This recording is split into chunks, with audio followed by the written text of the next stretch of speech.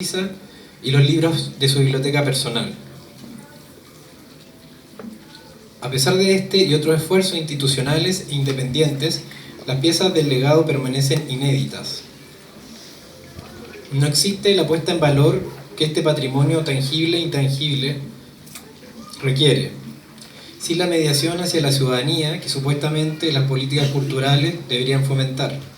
De hecho, la Convención UNESCO 2005 y la Política Nacional y Regional del Libro y la Lectura así lo mandatan.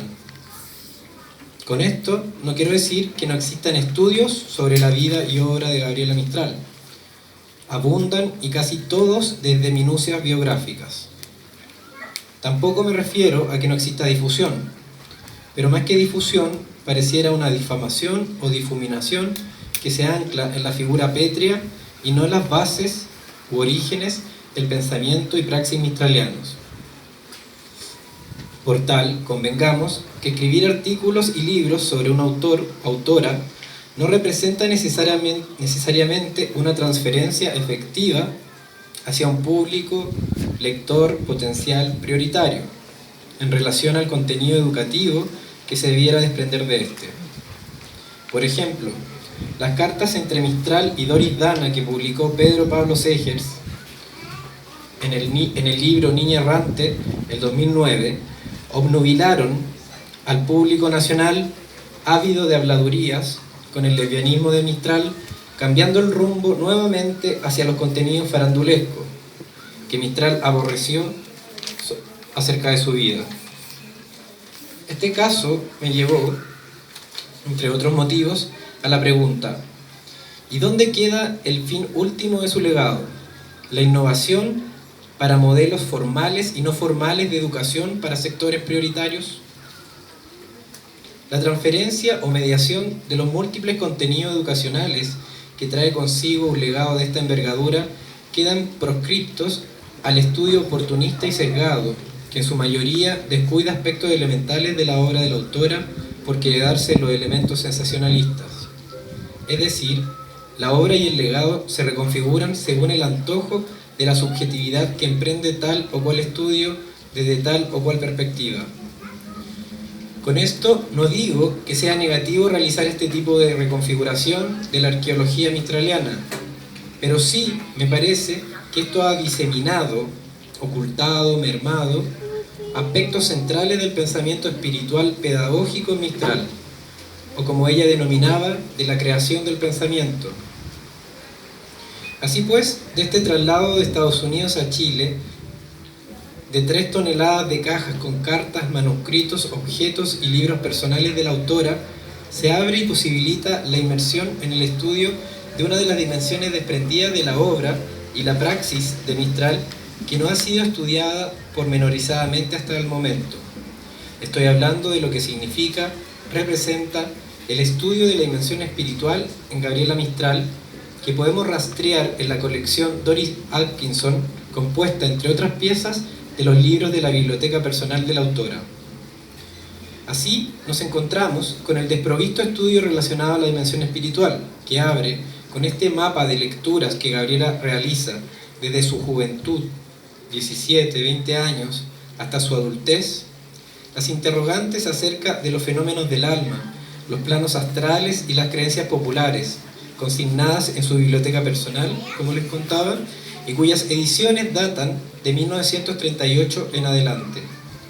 De esta fecha son aproximadamente las ediciones de los libros de la biblioteca más íntima de la poeta que volvieron a Chile por disposición testamentaria el 2007, específicamente a la biblioteca del Museo Gabriela Mistral de Vicuña, Valle del Elqui, región de Coquimbo, Chile. De los 872 libros de esta biblioteca, 872 libros de esta biblioteca, más de la mitad de esas lecturas pertenecen a dimensiones religiosas y esotéricas. Compartiré con ustedes algunos títulos de estas fascinantes lecturas. El denominador común de esta elección son las marginalias o anotaciones en los márgenes de las páginas que escribió Mistral en estos libros con su característico y heroico rigor estudioso autodidacta. Las fotocopias que le entregué aparecen algunos libros, las portadas de los libros, y en otras aparecen que no se notan mucho porque ella subrayaba con un lápiz de color azul esta forma en que ella iba estudiando estos libros. Y los que yo les voy a hablar ahora son, por ejemplo, las cartas sobre meditación ocultista de Alice Bailey de 1940, el curso práctico de concentración mental de Ernesto Wood de 1932, telepatía y clarividencia de Panchadasi de 1942, el curso adelantado sobre filosofía yogi y ocultismo oriental del yogi Ramacharaka, los principios ocultos de la salud y la curación de Max Heindel, el Evangelio de Ramakrishna de 1952, los chakras o los centros magnéticos vitales del ser humano de Leadbeater de 1944, el libro de los esplendores de Eliphas Levi de no tiene año de ser, y el hombre en sus relaciones con los animales y los espíritus de los elementos de Rudolf Steiner de 1937. Este último libro que les pasé a ustedes la portada, que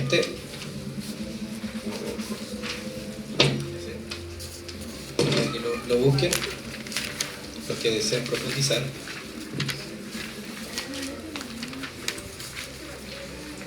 Este último libro, sobrenatural y maravilloso, tiene una anotación de Mistral en la contratapa que dice: la mano de I en la mía. Por la caligrafía de esa frase es posible inferir que se refiere a Yin Yin. La mano de Yin Yin en la mía. Retomaré este importante detalle de mi investigación más adelante. En su mayoría estas lecturas fueron solicitadas por Gabriela Mistral a Zacarías Gómez, que también en la carta que les entregué, conocido suyo de los tiempos de La Serena y Antofagasta, quien además fue dueño de la librería orientalista de Santiago. Mediante cartas desde 1938 en adelante, la poeta solicita de su corresponsal publicaciones ocultistas de variada naturaleza. De esta forma, una de las hipótesis centrales de esta investigación refiere a que la autora de Tala transita durante toda su vida pidiendo protección a los genios de la naturaleza ancestral, con especial ahínco en su largo patiperraje, esperanzada que el desarrollo de una espiritualidad práctica entregará réditos al desenvolvimiento de un pensamiento pedagógico y a su propio montaje y performance literarios. Hay pruebas, abro comillas, hay pruebas que demuestran que esta proclividad suya que fue cosa de toda la vida, asegura Grinor Rojo. Es más, según Grinor Rojo, uno de los críticos más lúcidos y menos salamero que tiene este país, asegura que los críticos y expertos en Mistral, debido a sus lecturas sesgadas, enfrascadas en almacenar a la poeta en un canon despiadado y mártir, han descuidado el estudio de la dimensión espiritual, en especial las relacionadas a las disciplinas herméticas y ocultistas. Comprobadísimo lo que asegura Rojo, pues los más católicos ciegos y recalcitrantes la han secuestrado a un espacio parco, santo, monumental. Y aunque Mistral vivió extasiada por Gea y las potencias espirituales que conjuró, Gabriela transita por lo que podríamos denominar un caracol vivo del cielo que la enriquece lo suficiente para crear. La germinación de la poesía y del gesto de educar. Bueno, esa primera parte de la ponencia se llamaba Controversias, y esta segunda parte es mucho más personal y da cuenta de cómo yo llego a este tesoro, que yo denomino tesoro místico. En el verano de 2018 regreso de un mochileo por Perú y Bolivia. Decido, como última parte de mi ruta, entrar al Valle del Elqui. La primera parada es en el mausoleo de Gabriela Mistral en Monte Grande. Converso con ella y le prometo que todo mi entusiasmo por su obra se verá materializado en una investigación, cuyo tema tendrá relación con los vacíos, con las dimensiones que permanecen sin el estudio suficiente. No estoy claro aún, en ese momento, que será sobre la dimensión espiritual. Mi segunda parada ese día de verano será el Museo Gabriela Mistral de Vicuña, donde nos encontramos. En esta peregrinación mi propósito es uno: encontrar o que me encuentre el tema que guiará mi investigación.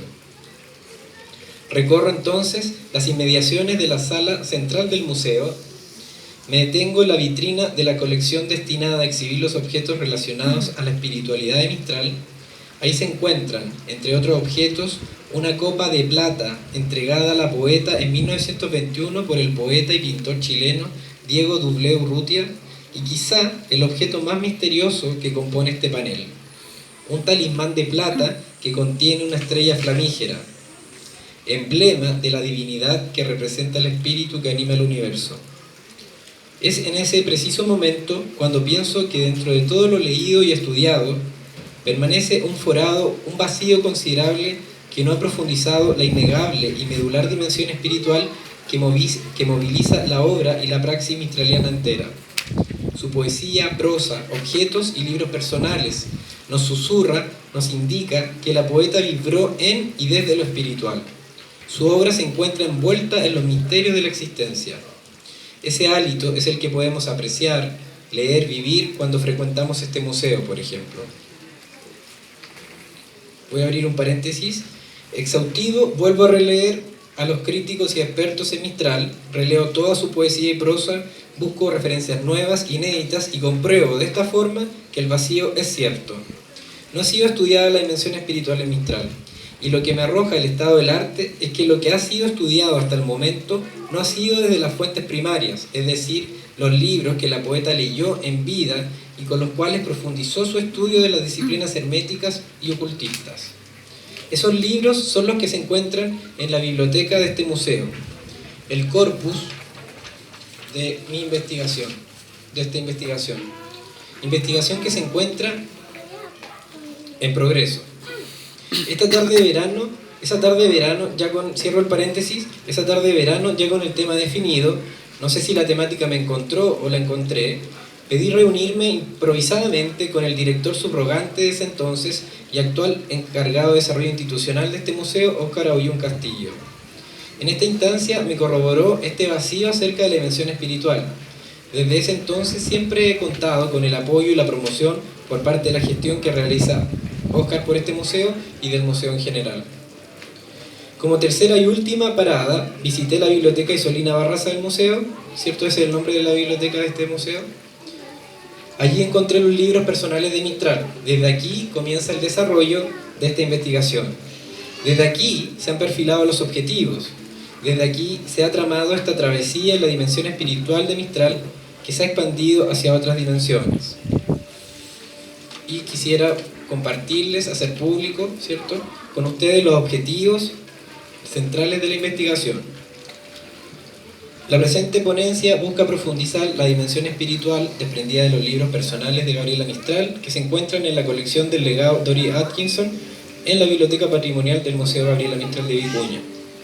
Partiendo de un análisis intertextual entre su obra y su último periodo de lecturas, que se podría datar desde 1940 hasta su fallecimiento, se espera conocer y relevar el amplio y sistemático estudio de enseñanzas y prácticas espirituales.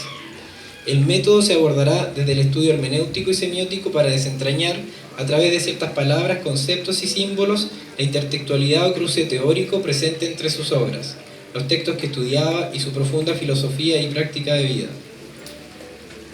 Bueno, el objetivo general es conocer a través de anotaciones y subrayados en los libros de la colección de qué manera dichos estudios, que comprenden un entramado de lecturas místicas, religiosas y espirituales, determinan un enfoque manifestado tanto en su escritura como en su práctica educacional y política, permitiendo establecer tópicos claves entre su poética y su pensamiento.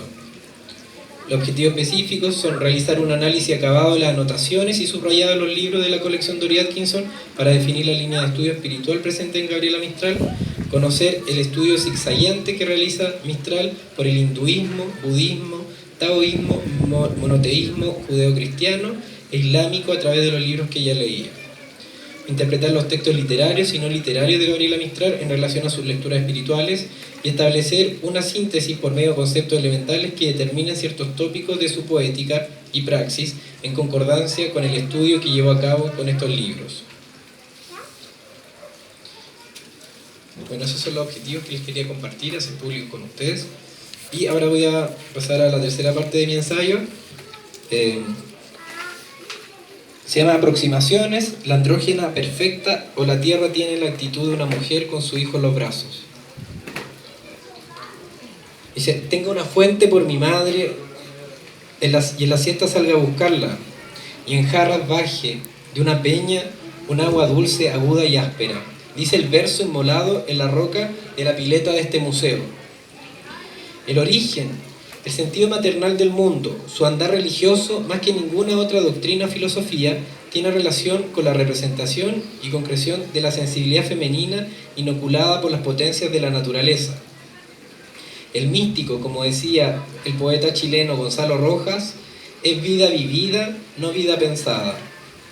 Su percepción y agudeza está hecha principalmente por su apego irrestricto a la energía primogénita de la naturaleza. Sin ser criollista ni panteísta, su visión universal recoge el aliento que es agua, azul, protección, origen. Dice en una carta a un amigo, en cada quebrada, con sombra, pongo genios de la tierra, poderes, prodigios. Por eso Gabriela debería representar un gesto a seguir en cuanto a consigna ecológica, además.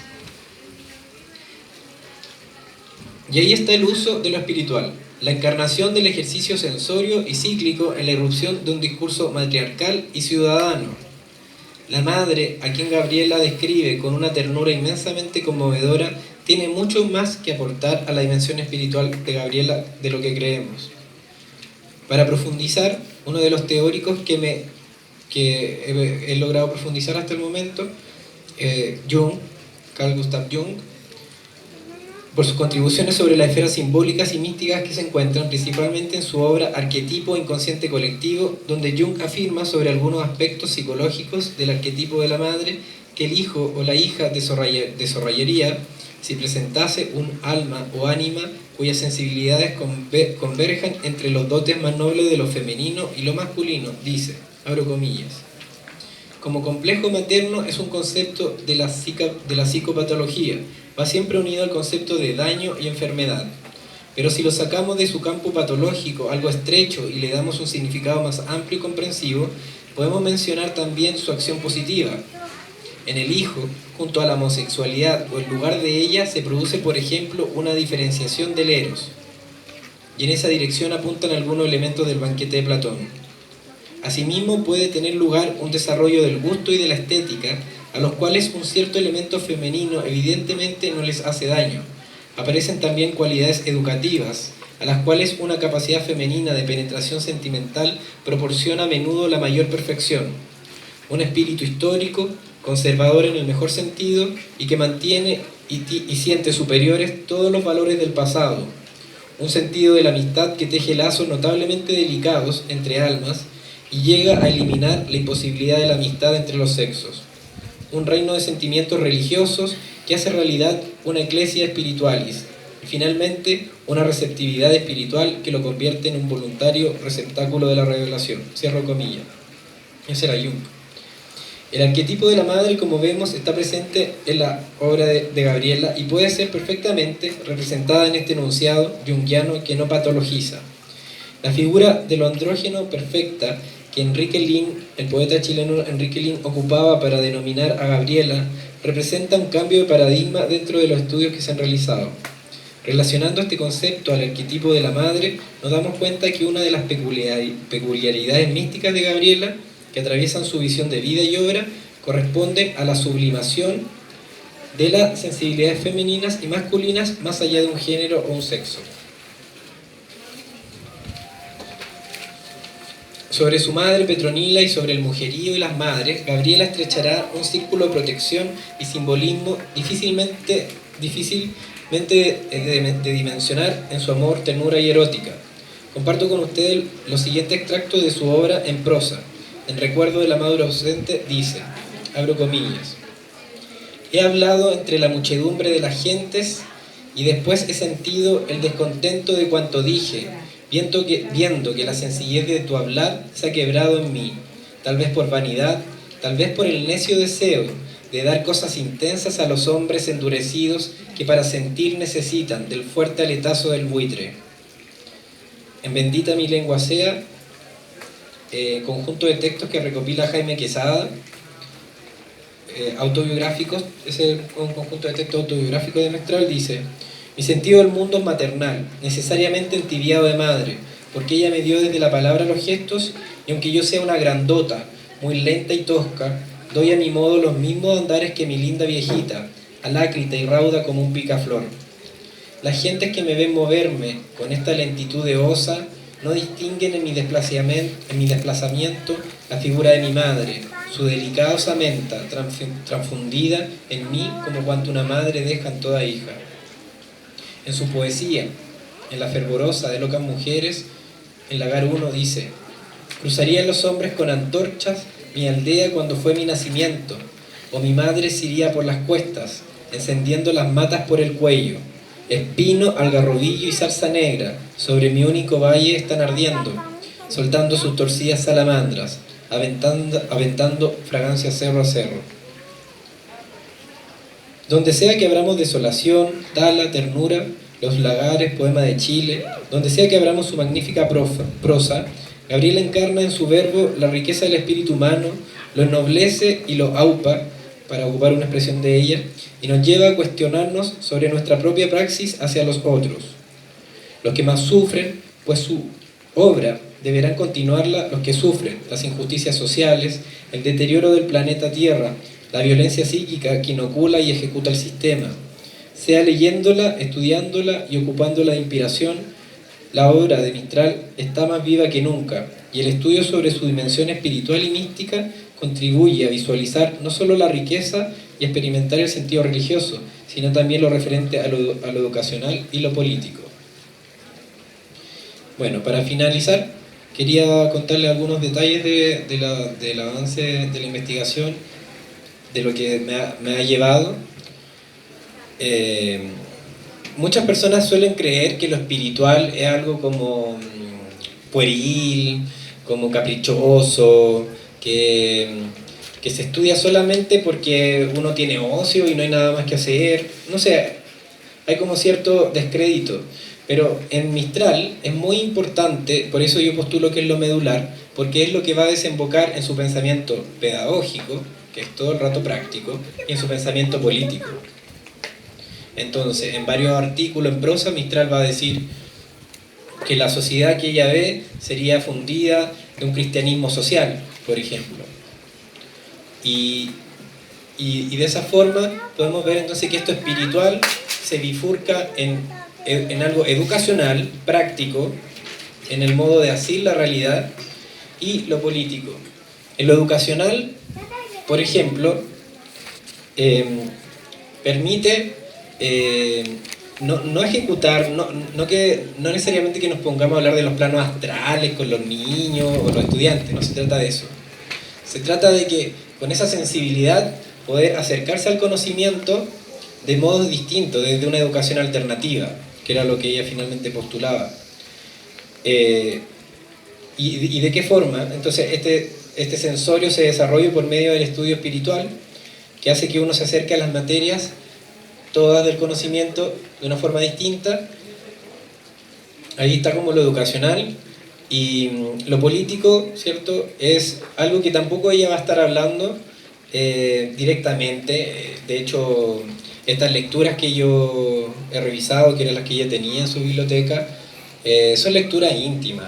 Yo, de todos los ensayos que he revisado, creo que en 3 o 4 artículos personales de ella solamente menciona referencia al ocultismo. Más que nada tenían una relación íntima con lo que ella leía para después poder llegar a lo social. Pero no andaba hablando como, ¿cómo se llama?, panfletariamente de Rudolf Steiner. No era ese su rollo. Ella tenía este conjunto de lecturas, lo ocupaba como una caja herramienta, ¿cierto? Y con esa caja herramienta ella iba hacia lo público, hacia la clase, hacia la conferencia que iba a dictar. También he descubierto, junto a Camila, que estos libros tienen una relación con la homeopatía oriental, porque en muchas marcaciones que ella hace en los libros, por ejemplo, en el Agni Yoga pone esto me puede servir para el riñón, cosas así. O por ejemplo, tal alimento tienes que sacarlo de tu dieta si tú quieres tener tal avance de conciencia, etc.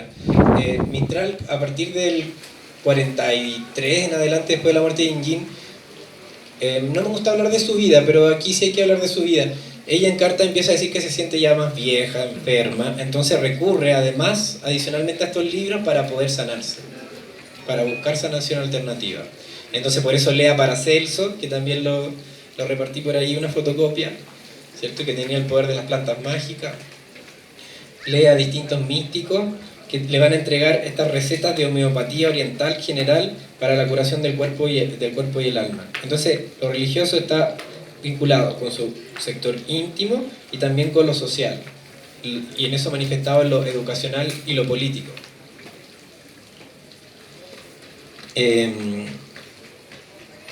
Y una anécdota que es muy bonita y que compartí estando aquí en la biblioteca. Resulta que estaba revisando uno de los libros y este de Rudolf Steiner, en la contratapa de este libro, Mistral escribe: "La mano de Yin Yin en la mía".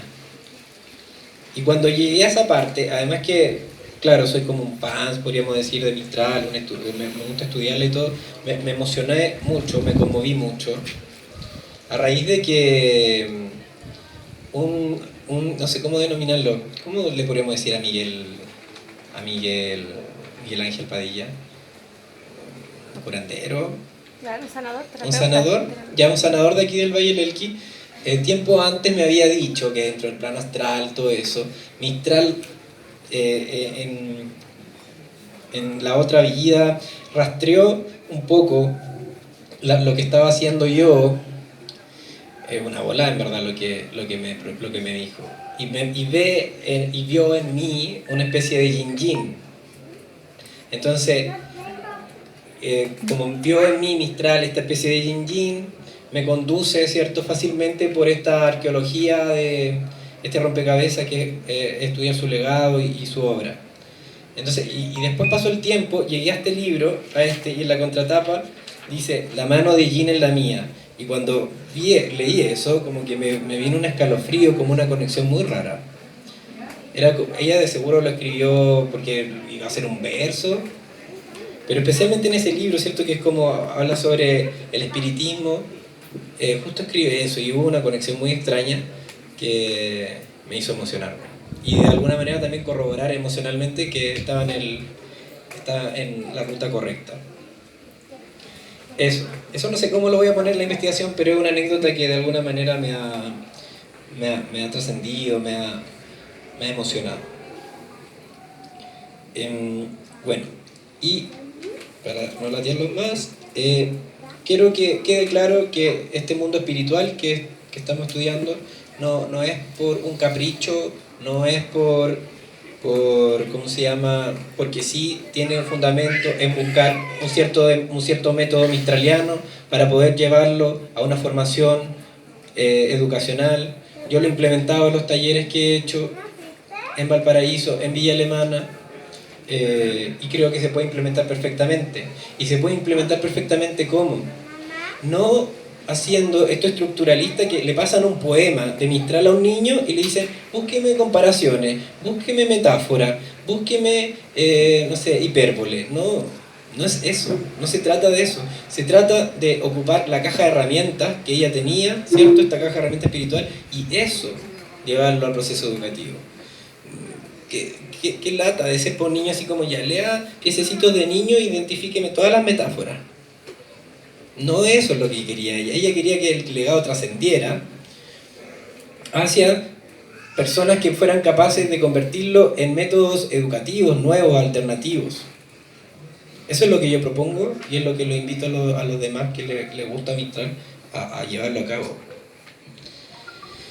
Y creo que tú, Cami, te quedaste con el programa, ¿no?